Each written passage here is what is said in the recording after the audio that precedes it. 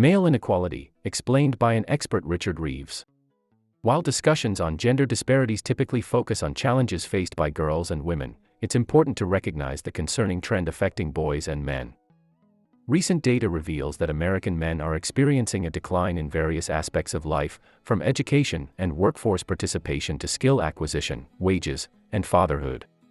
Welcome to the channel, subscribe and let's dive in. The notion that addressing the issues faced by men detracts from women's progress is a flawed perspective.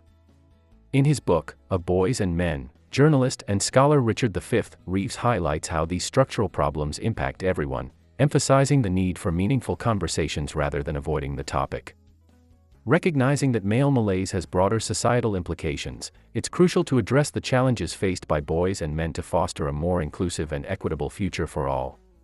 Writing a book about boys and men is often met with resistance due to the sensitive nature of the topic, especially in today's political climate.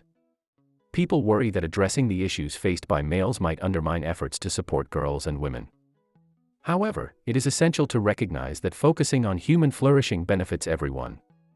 The challenges faced by boys and men have far-reaching consequences. For instance, the lack of male teachers in education hampers boys' development.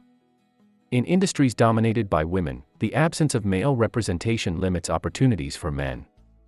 The decline of engaged fathers affects the well-being of boys and their future prospects. Without prompt action, this can trigger a harmful cycle. By acknowledging and addressing these issues, we can create a more inclusive and supportive environment for all, fostering the success and flourishing of both boys and girls, men and women. In recent years, an unexpected shift has taken place. Girls and women have not only caught up to boys and men in education but have surged ahead, leaving them behind in almost every aspect. The focus was rightly placed on achieving gender equality and parity, especially in promoting education for girls and women, to bridge the existing gender gap. However, what nobody anticipated was the dramatic reversal of this gap. Girls and women have excelled academically, surpassing their male counterparts in numerous advanced economies across the globe. In the United States, for instance, girls outperform boys by almost a grade level in English, and they have caught up in math as well. The top 10% of GPA scores are predominantly achieved by girls, while boys tend to dominate the lower ranks. College enrollment statistics reveal a significant gap, with a 10 percentage point difference favoring women. This gap persists even in the completion rates of enrolled students. As a result, the gender gap in college degree attainment has now flipped, with women surpassing men by a 15 percentage point margin. These rapid changes have left many trying to comprehend this new landscape, where discussions on gender inequality often revolve around the advancements made by girls and women. It highlights the need to address the challenges faced by boys and men in education and other areas of life, ensuring equal opportunities for all. As we navigate this evolving terrain, it is vital to understand and address the dynamics of this remarkable transformation and work towards a more balanced and equitable future for both genders. Gender inequality in college has taken a surprising turn, with the gap widening in favor of women, which is quite the opposite of what it was 50 years ago. The ongoing debate on the differences between male and female brains reveals little evidence of significant disparities in adulthood. However, there is no dispute when it comes to the timing of brain development, especially during adolescence.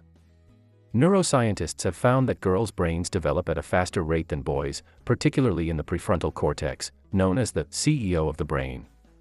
This region governs decision-making and impulse control, urging us to prioritize responsibilities over immediate gratification. Astonishingly, girls' prefrontal cortex matures between 1 and 2 years earlier than boys', partly due to earlier puberty. This discrepancy has far-reaching consequences, especially within an education system that values homework completion, GPA maintenance, and college preparation. In this context, the structural advantages granted to those with more developed prefrontal cortexes inadvertently favor girls. The removal of societal barriers on women's educational opportunities has shed light on an inherent bias in the education system that disadvantages boys and men. It is an ironic outcome of women's progress, as the natural advantages girls had in education were concealed by a sexist society that limited their aspirations. Now, with those limitations largely removed, we can recognize the educational disadvantages faced by boys and men. Understanding these brain development differences allows us to reevaluate and reshape the education system to ensure equal opportunities and support for both genders. By addressing the timing disparities in brain development, we can create an educational environment that empowers every individual to reach their full potential, regardless of gender. One potential solution lies in encouraging boys to start school a year later than girls, considering the developmental gap between the two genders. By aligning their entry into the education system, we can bridge the developmental differences and create a more equitable learning environment. Another vital step is increasing the presence of male teachers.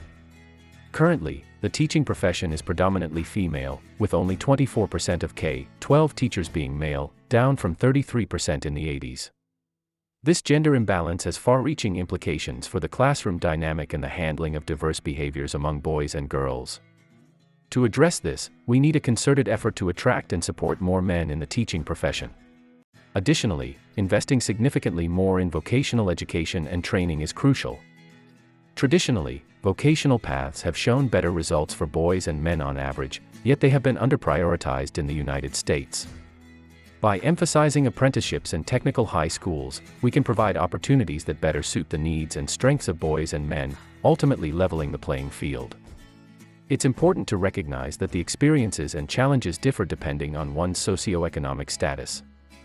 While those at the top may not perceive these issues, working-class men and those lower down the economic ladder face unique struggles. It's essential that we don't get so caught up in our own pursuits that we fail to acknowledge and address the issues faced by others. By implementing these strategies, we can strive for a more balanced and inclusive educational landscape, where both boys and girls have equal opportunities to thrive.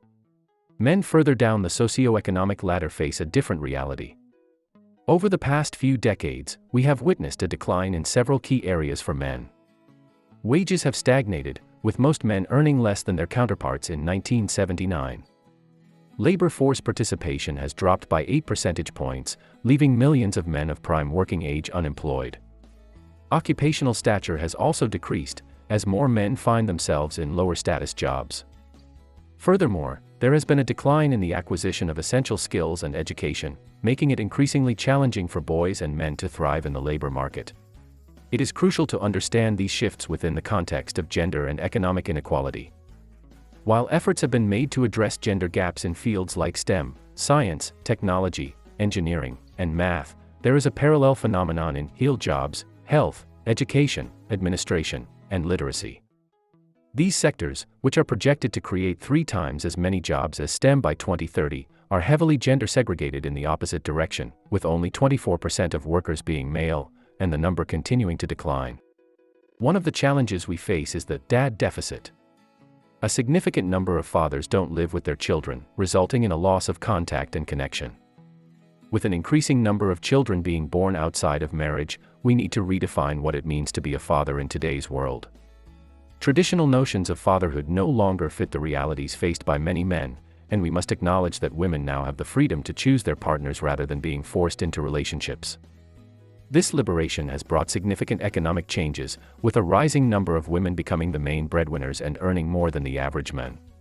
However, we must recognize the impact of father absence, particularly on boys.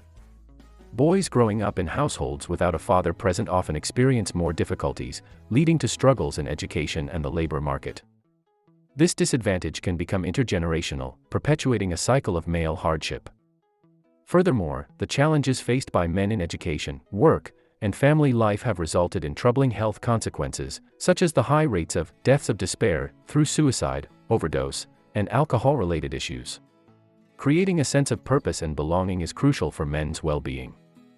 Men need to feel needed and valued within society. Addressing the broader malaise affecting boys and men requires recognizing the importance of marriage, social institutions, and a sense of purpose. It is our collective responsibility, as a society, to support men and boys in adapting to this changing world. By doing so, we can help alleviate their struggles and ensure their well-being and success.